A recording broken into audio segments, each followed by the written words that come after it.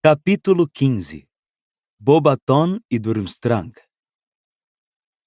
Logo cedo na manhã seguinte, Harry acordou com um plano inteiramente formado na cabeça, como se o seu cérebro adormecido tivesse trabalhado naquilo a noite toda. Ele se levantou e se vestiu à luz fraca do amanhecer, saiu do dormitório sem acordar Rony e desceu para o salão comunal, àquela hora deserto. Ali, apanhou um pedaço de pergaminho na mesa, em cima da qual ainda se achava o dever de adivinhação, e escreveu a seguinte carta. Caro Sirius, acho que imaginei a dor na minha cicatriz. Eu estava quase dormindo quando lhe escrevi a última carta. Você não precisa voltar, vai tudo bem aqui. Não se preocupe comigo, sinto a cabeça completamente normal. Harry. Depois, Harry passou pelo buraco do retrato, subiu as escadas do castelo silencioso. Só foi detido brevemente por Pirraça, que tentou virar um enorme vaso em cima dele no meio do corredor do quarto andar. E finalmente chegou ao Corujal, que ficava no alto da torre oeste. O Corujal era uma sala circular revestida de pedra, um tanto fria e varrida por correntes de vento, porque nenhuma das janelas tinha vidro. O chão era coberto de palha, titica de coruja e esqueletos de ratos e arganazes que as corujas regurgitavam. Centenas e mais centenas de corujas de todas as espécies imagináveis estavam aninhadas ali, em poleiros que subiam até o alto da torre, quase todas adormecidas, embora aqui e ali um redondo olho cor de âmbar olhasse feio para o garoto. Harry localizou Edviges aninhada entre uma coruja das torres e uma coruja castanho amarelada, e correu para ela, escorregando um pouco no chão coberto de excremento. Levou um certo tempo para convencê-la a acordar e olhar para ele, porque sua coruja não parava de mudar de lugar no poleiro, virando-lhe o rabo. Evidentemente, continuava furiosa com a falta de gratidão que ele demonstrara na noite anterior. Por fim, foi a insinuação de Harry que ela poderia estar demasiado cansada e que talvez ele pedisse pichitinho emprestado a Rony, que a fez esticar a perna e permitir ao dono amarrar nela a carta. Acha ele está bem? Pediu Harry, alisando o dorso de Edviges enquanto a levava no braço até uma das aberturas na parede. Antes que os dementadores façam isso. Ela lhe deu uma mordidinha no dedo, talvez com mais força do que normalmente teria feito, mas mesmo assim piou baixinho de uma maneira que o deixou tranquilo. Em seguida, abriu as asas e levantou voo para o céu do amanhecer. Harry observou-a desaparecer de vista, com a conhecida sensação de mal-estar no estômago. Antes, tivera tanta certeza de que a resposta de Sirius aliviaria suas preocupações em vez de aumentá-las. Isso foi uma mentira, Harry! Falou Hermione com severidade ao café da manhã, quando o garoto contou a ela e Rony o que fizera. Você não imaginou que sua cicatriz estava doendo e sabe muito bem disso. E daí? Retrucou Harry. Ele não vai voltar para Azkaban por minha causa.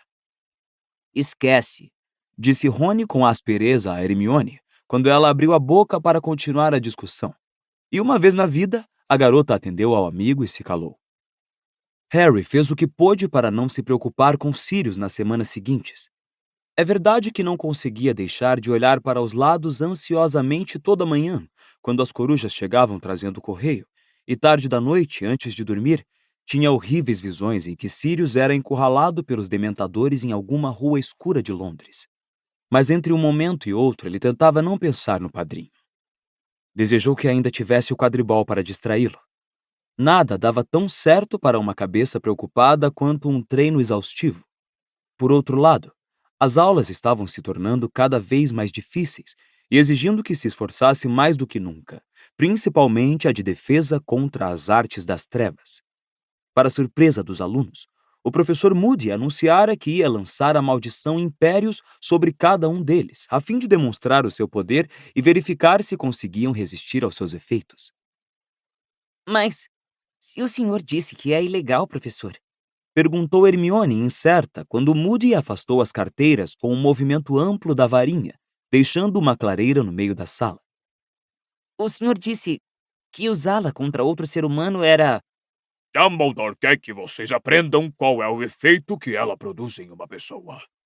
Disse Moody, o olho mágico girando para a garota e se fixando nela sem piscar, com uma expressão misteriosa. Se a senhorita preferir aprender pelo método difícil, quando alguém a lançar contra a senhorita para controlá-la. Para mim está bem.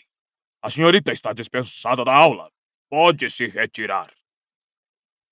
Ele apontou um dedo nodoso para a porta. Hermione ficou muito vermelha e murmurou alguma coisa no sentido de que a pergunta não significava que ela quisesse sair. Harry e Rony sorriram um para o outro.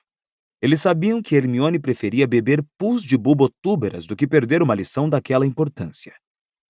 O professor começou a chamar os alunos à frente e a lançar a maldição sobre eles, um de cada vez. Harry observou os colegas fazerem as coisas mais extraordinárias sob a influência da Impérios. Dino Thomas deu 3 voltas pela sala aos saltos, cantando o hino nacional. Lila Brown imitou um esquilo. Neville executou uma série de acrobacias surpreendentes que ele certamente não teria conseguido em condições normais. Nenhum deles parecia ser capaz de resistir à maldição, e cada um só voltava ao normal quando Moody a desfazia. Potter, Rosnou Moody. você é o próximo. O garoto se adiantou até o meio da sala, no espaço em que Moody deixara livre. O professor ergueu a varinha, apontou-a para Harry e disse: Império. Foi uma sensação maravilhosa. Harry sentiu que flutuava e todos os pensamentos e preocupações em sua mente desapareceram suavemente, deixando apenas uma felicidade vaga e inexplicável. Ele ficou ali extremamente relaxado, vagamente consciente de que todos o observavam. Então, ouviu a voz de olho tonto Moody ecoar em uma célula distante do seu cérebro vazio. Salte para cima da carteira. Salte para cima da carteira. Harry dobrou os joelhos obedientemente, preparando-se para saltar. Salte para cima da carteira. Mas por quê? Outra voz despertara no fundo de sua mente. Que coisa boba para alguém fazer, francamente, disse a voz. Salte para cima da carteira. Não, acho que não, obrigado, disse a segunda voz com mais firmeza. Não, não quero. Salte! Agora! A próxima coisa que Harry sentiu foi uma imensa dor. Ele saltou e tentou não saltar ao mesmo tempo. O resultado foi se estatelar em cima de uma carteira, derrubando-a, e pela dor que sentiu nas pernas, fraturar as 2 rótulas. Agora está melhor! Rosnou a voz de Moody, e de repente, Harry percebeu que a sensação de vazio e os ecos tinham desaparecido de sua mente. Lembrou-se com exatidão do que estava acontecendo e a dor nos joelhos pareceu dobrar de intensidade. Olhem só isso, vocês todos. Potter resistiu. Lutou contra a maldição e quase a venceu.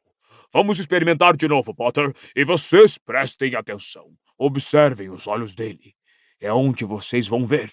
Muito bem, Potter, muito bem mesmo. Eles vão ter trabalho para controlar você. Pelo jeito que ele fala, resmungou Harry ao sair mancando da aula de defesa contra as artes das trevas 1 hora depois.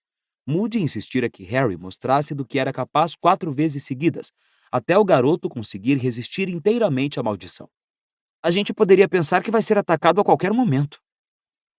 É, eu sei, respondeu Rony, que estava saltitando um passo sim, outro não.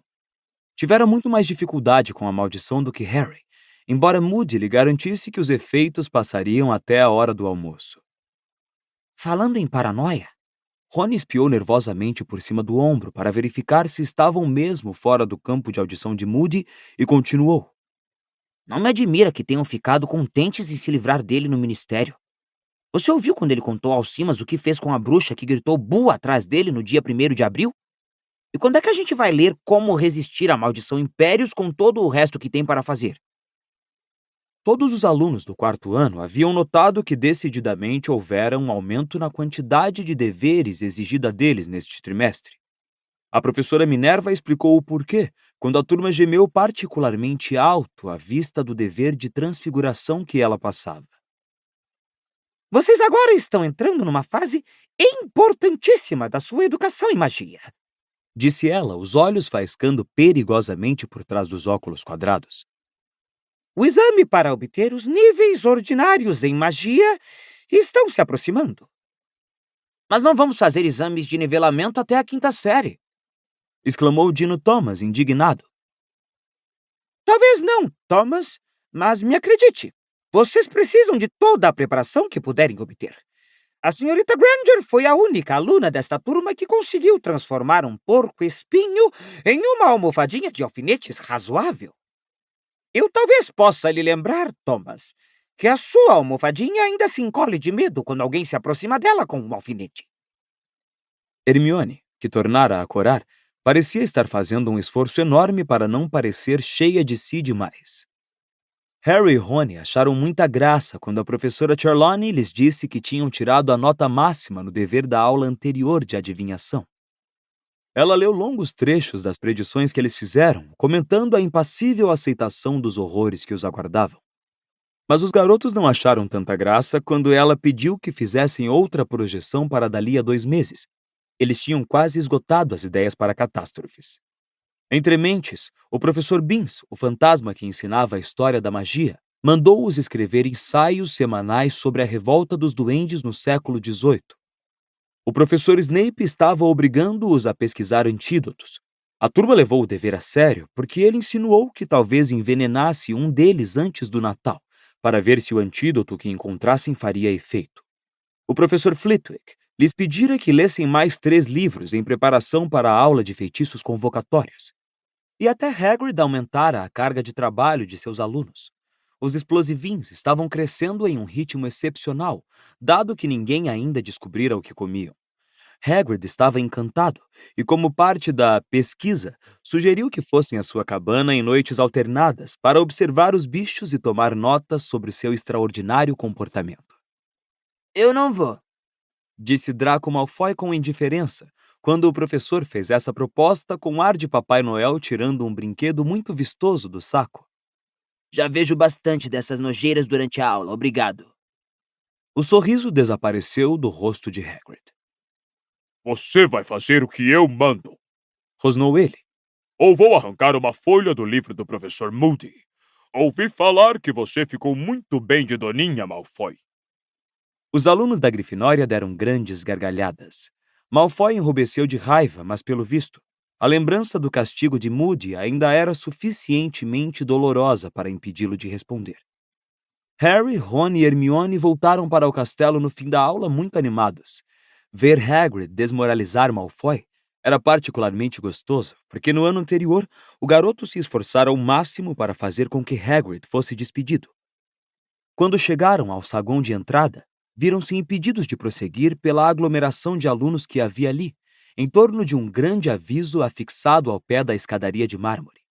Rony, o mais alto dos 3, ficou nas pontas dos pés para ver por cima das cabeças à sua frente e ler o aviso em voz alta para os outros 2. Torneio Tribruxo. As delegações de Bobaton e Durmstrang chegarão às 6 horas, sexta-feira, 30 de outubro.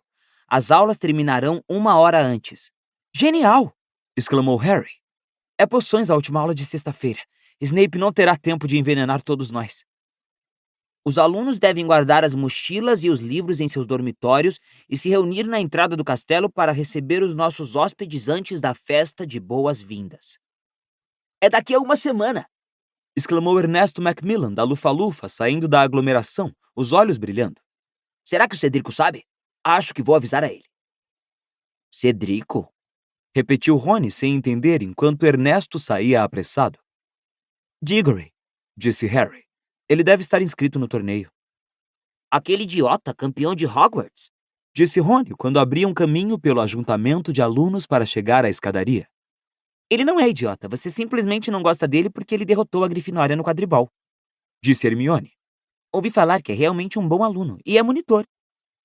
Ela falou isso como se encerrasse a questão. Você só gosta dele porque ele é bonito. Respondeu Rony com desdém. Perdão, eu não gosto de pessoas só porque são bonitas. Retrucou Hermione, indignada. Rony fingiu que pigarreava alto, um som que estranhamente lembrava Lockhart.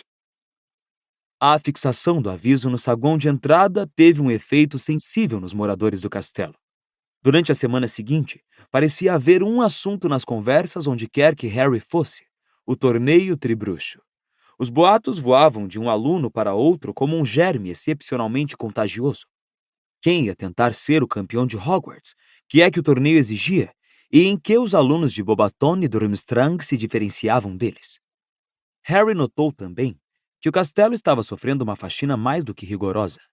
Vários retratos encardidos tinham sido escovados, para descontentamento dos retratados, que se sentavam encolhidos nas molduras, resmungando sombriamente e fazendo caretas ao apalpar os rostos vermelhos. As armaduras de repente brilhavam e mexiam sem ranger, e Argo Filch, o zelador, estava agindo com tanta agressividade com os alunos que se esquecessem de limpar os sapatos, que aterrorizou 2 garotas do primeiro ano, levando-as à histeria. Outros funcionários também pareciam estranhamente tensos. Longbottom, tenha a bondade de não revelar que você não consegue sequer lançar um simples feitiço de troca diante de alguém de Durmstrang. Vociferou a professora Minerva ao fim de uma aula particularmente difícil, em que Neville acidentalmente transplantara as próprias orelhas para um cacto. Quando eles desceram para o café da manhã no dia 30 de outubro, descobriram que o salão principal fora ornamentado durante a noite. Grandes bandeiras de seda pendiam das paredes, cada uma representando uma casa de Hogwarts. A vermelha com um leão dourado da Grifinória, a azul com uma águia de bronze da Corvinal, a amarela com um texugo negro da Lufa-Lufa e a verde com uma serpente de prata da Sonserina. Por trás da mesa dos professores, a maior bandeira de todas tinha o brasão de Hogwarts: leão, águia, texugo e serpente, unidos em torno de uma grande letra H. Harry, Ron e Hermione viram Fred e George à mesa da Grifinória.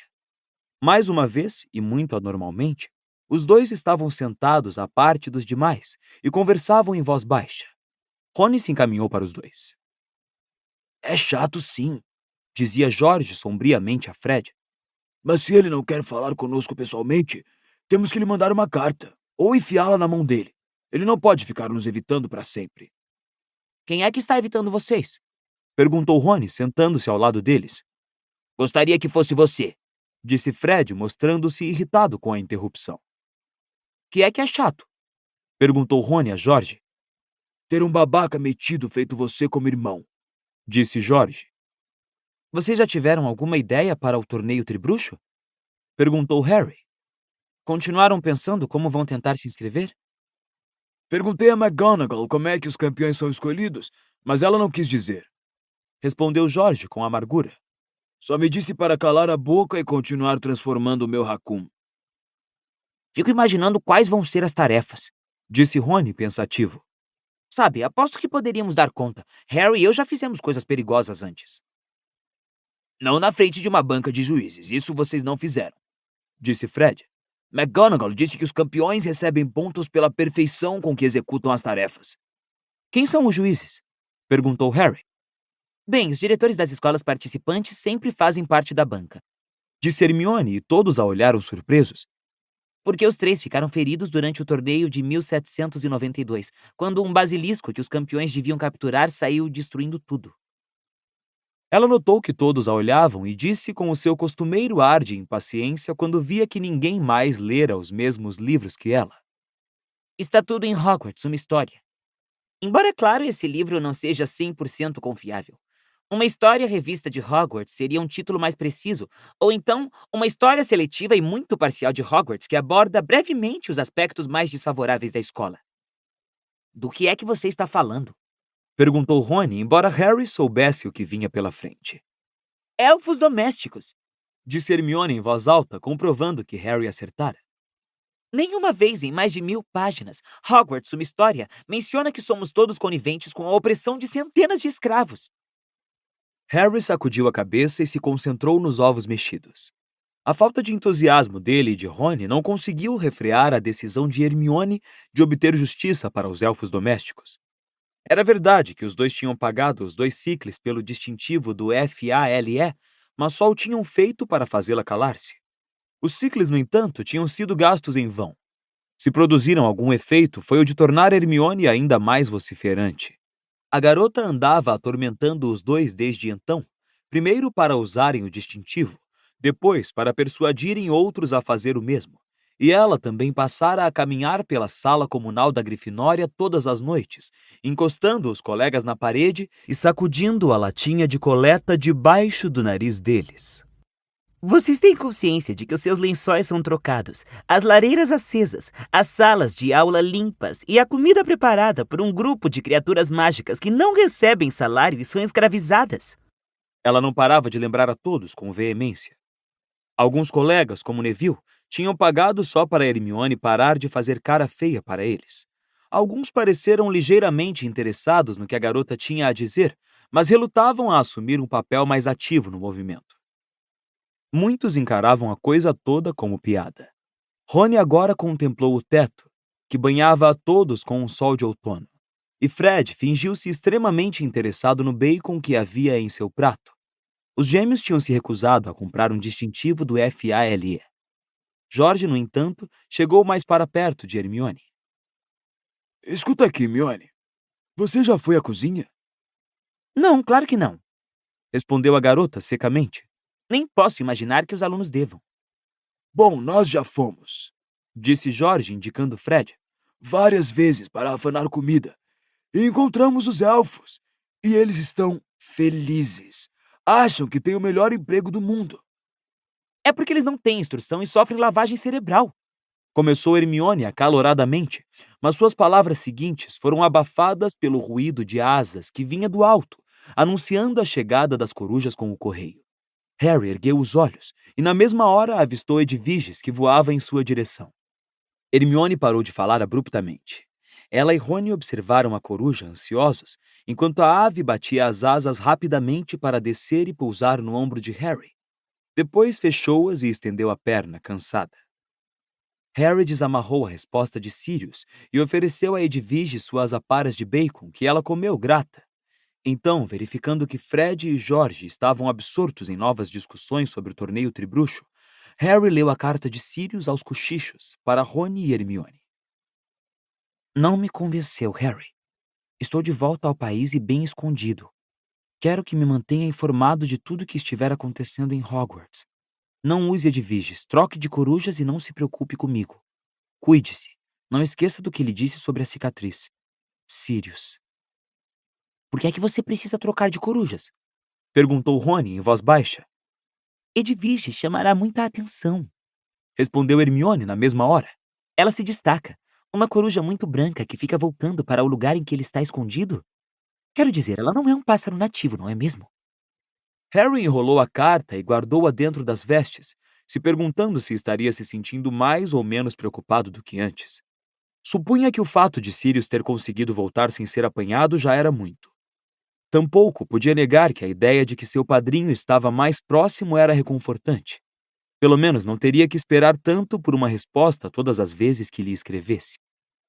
Obrigado, Edviges, disse acariciando-a. Ela piou sonolenta, meteu o bico rapidamente no cálice de suco de laranja do garoto, depois tornou a levantar voo, visivelmente desesperada para tirar um longo sono no corujal. Havia uma sensação de agradável expectativa no ar aquele dia. Ninguém prestou muita atenção às aulas, pois estavam bem mais interessados na chegada das comitivas de Bobaton e Durmstrang à noite. Até poções foi mais tolerável do que de costume, porque durou meia hora a menos. Quando a sineta tocou mais cedo, Harry, Ron e Hermione subiram depressa para a torre da Grifinória. Largaram as mochilas e os livros, conforme as instruções que tinham recebido, vestiram as capas e desceram correndo para o saguão de entrada. Os diretores das casas estavam organizando os alunos em filas. Weasley, endireite o chapéu, Disse a professora Minerva secamente a Rony. Senhorita Patil, tire essa coisa ridícula dos cabelos. Parvati fez cara feia e retirou o enorme enfeite de borboleta da ponta da trança. Sigam-me, por favor. Mandou a professora. Alunos da primeira série à frente, sem empurrar. Eles desceram os degraus da entrada e se enfileiraram diante do castelo. Fazia um fim de tarde frio e límpido. O crepúsculo vinha chegando devagarinho e uma lua pálida e transparente já brilhava sobre a floresta proibida. Harry, postado entre Rony e Hermione na quarta fileira da frente para trás, viu Dennis Creevy decididamente trêmulo de expectativa entre os colegas da primeira série. Quase 6 horas, comentou Rony, verificando o relógio e depois espiando o caminho que levava aos portões da escola. Como é que vocês acham que eles vêm? De trem? Duvido, respondeu Hermione. Como então? Vassouras? Arriscou Harry, erguendo os olhos para o céu estrelado. Acho que não vindo de tão longe. De chave de portal? Aventurou Rony. Ou quem sabe aparatando? Talvez tenham permissão de fazer isso antes dos 17 anos no lugar de onde vem. Não se pode aparatar nos terrenos de Hogwarts. Quantas vezes tenho que repetir isso a vocês? Falou Hermione com impaciência. Os garotos examinavam excitados e atentos os jardins cada vez mais escuros, mas nada se movia. Tudo estava quieto, silencioso como sempre. Harry começava a sentir frio. Desejou que os visitantes chegassem logo. Talvez os estudantes estrangeiros estivessem preparando uma entrada teatral. Lembrou-se do que o Sr. Weasley dissera no acampamento antes da Copa Mundial de Quadribol. Sempre os mesmos. Não resistimos à tentação de fazer farol quando nos reunimos. Então, Dumbledore falou em voz alta da última fileira, onde aguardava com os outros professores. Ahá! A não ser que eu muito me engane, a delegação de Bobaton está chegando. Onde? Perguntaram muitos alunos ansiosos, olhando em diferentes direções. Ali! Gritou um aluno da sexta série, apontando para o céu sobre a floresta. Alguma coisa grande, muito maior do que uma vassoura, ou na verdade 100 vassouras, voava em alta velocidade pelo céu azul escuro em direção ao castelo e se tornava cada vez maior. É um dragão! Gritou esganiçada uma aluna da primeira série, perdendo completamente a cabeça. Deixa de ser burra! É uma casa voadora! Disse Dennis Creevy. O palpite de Dennis estava mais próximo. Quando a sombra gigantesca e escura sobrevoou as copas das árvores da Floresta Proibida e as luzes que brilhavam na janela do castelo a iluminaram, eles viram uma enorme carruagem azul clara do tamanho de um casarão que voava para eles puxada por 12 cavalos alados, todos baios, cada um parecendo um elefante de tão grande. As 3 primeiras fileiras de alunos recuaram quando a carruagem foi baixando para pousar a uma velocidade fantástica. Então, com um baque estrondoso que fez Neville saltar para trás e pisar no pé de um aluno da 5ª série da Sonserina, os cascos dos cavalos, maiores que pratos, bateram no chão. Um segundo mais tarde, a carruagem também pousou, balançando sobre as imensas rodas, enquanto os cavalos dourados agitavam as cabeçorras e reviravam os grandes olhos cor-de-fogo. Harry só teve tempo de ver que a porta da carruagem tinha um brasão, 2 varinhas cruzadas e de cada uma saíam 3 estrelas, antes que ela se abrisse. Um garoto de vestes azul claras saltou da carruagem, curvado para a frente. Mexeu por um momento em alguma coisa que havia no chão da carruagem e abriu uma escadinha de ouro. Em seguida, recuou respeitosamente.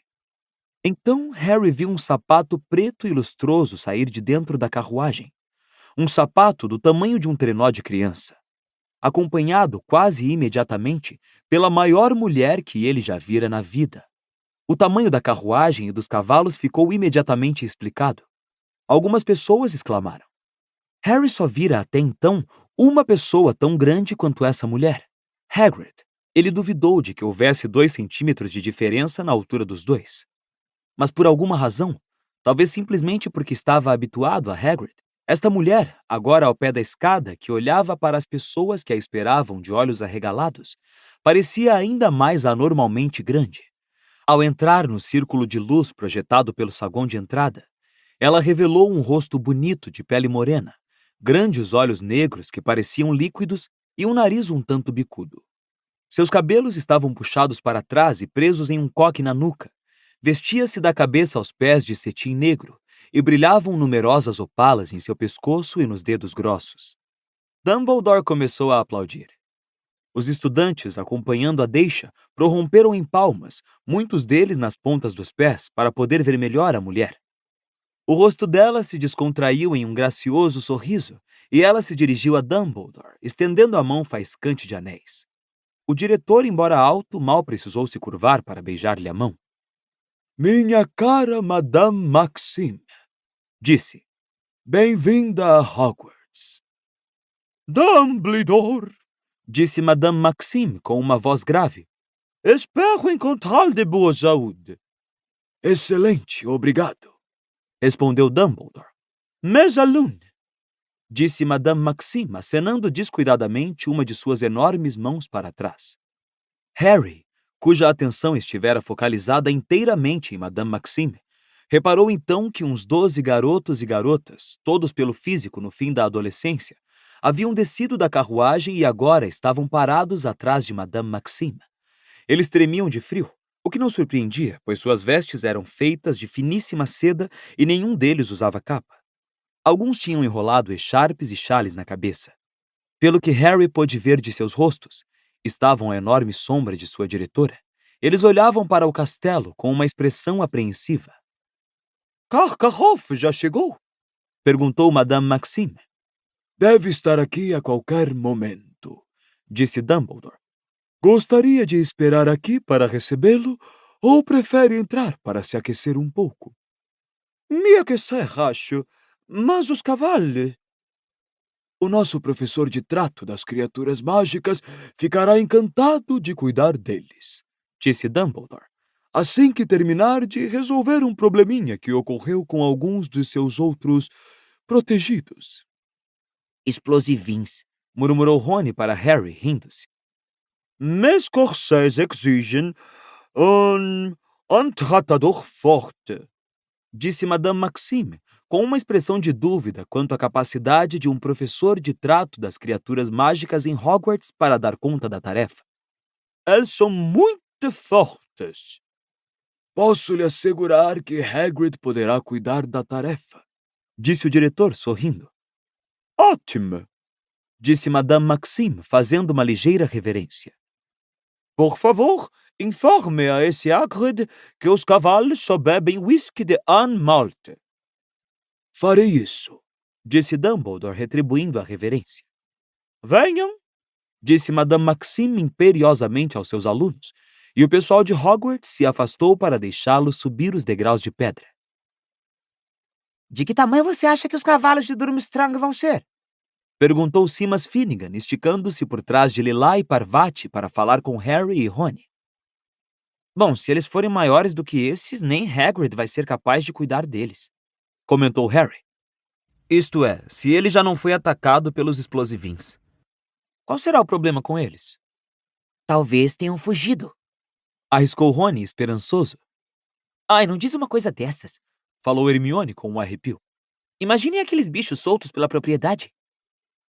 Eles continuaram parados, agora tremendo um pouco de frio, à espera da delegação de Durmstrang. A maioria das pessoas contemplava o céu esperançosa. Durante alguns minutos, o silêncio só foi interrompido pelos cavalões de Madame Maxime, que resfolegavam e pateavam. Mas então... Vocês estão ouvindo alguma coisa? Perguntou Rony de repente. Harry prestou atenção. Um barulho alto e estranho chegava até eles através da escuridão. Um ronco abafado mesclado a um ruído de sucção, como se um imenso aspirador de pó estivesse se deslocando pelo leito de um rio. O lago! Berrou Lino Jordan apontando. Olhem para o lago! De sua posição no alto dos gramados, de onde descortinavam a propriedade, eles tinham uma visão desimpedida da superfície escura e lisa da água, exceto que ela repentinamente deixara de ser lisa. Ocorria alguma perturbação no fundo do lago. Grandes bolhas se formavam no centro e suas ondas agora quebravam nas margens de terra. E então, bem no meio do lago, apareceu um roda-moinho, como se alguém tivesse retirado uma tampa gigantesca do seu leito. Algo que parecia um pau comprido e preto começou a emergir lentamente do roda-moinho. E então Harry avistou o velame. É um mastro, disse ele a Rony e Hermione. Lenta e imponentemente, o navio saiu das águas, refugindo ao luar. Tinha uma estranha aparência esquelética, como se tivesse ressuscitado de um naufrágio, e as luzes fracas e nevoadas que brilhavam nas escotilhas lembravam olhos fantasmagóricos.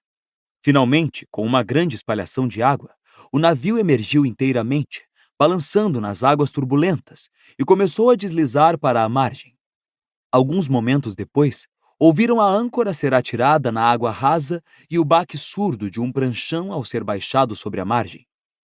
Havia gente desembarcando. Os garotos viram silhuetas passarem pelas luzes das escotilhas. Os recém-chegados pareciam ter físicos semelhantes aos de Crabbe e Goyle. Mas então, Quando subiram as encostas dos jardins e chegaram mais próximos à luz que saía do saguão de entrada, Harry viu que aquela aparência maciça se devia às capas de peles de fios longos e despenteados que estavam usando. Mas o homem que os conduzia ao castelo usava peles de um outro tipo, sedosas e prateadas como seus cabelos. Dumbledore! Cumprimentou ele cordialmente, ainda subindo a encosta. Como vai, meu caro? Como vai? Otimamente, obrigado, professor Karkaroff. O homem tinha uma voz ao mesmo tempo engraçada e untuosa. Quando ele entrou no círculo de luz das portas do castelo, os garotos viram que era alto e magro como Dumbledore, mas seus cabelos brancos eram curtos e a barbicha, que terminava em um caixinho, não escondia inteiramente o seu queixo fraco. Quando alcançou Dumbledore, apertou-lhe a mão com as suas duas. Minha filha e querida Hogwarts! Exclamou, erguendo os olhos para o castelo e sorrindo. Seus dentes eram um tanto amarelados, e Harry reparou que seu sorriso não abrangia os olhos, que permaneciam frios e astutos. Como é bom estar aqui, como é bom! Victor, venha para o calor. Você não se importa, Dumbledore? Victor está com um ligeiro resfriado. Karkaroff fez sinal para um de seus estudantes avançar. Quando o rapaz passou, Harry viu de relance um nariz grande e curvo e sobrancelhas escuras e espessas. Não precisava do soco que Rony lhe deu no braço, nem do cochicho na orelha para reconhecer aquele perfil. Harry, é o Krum!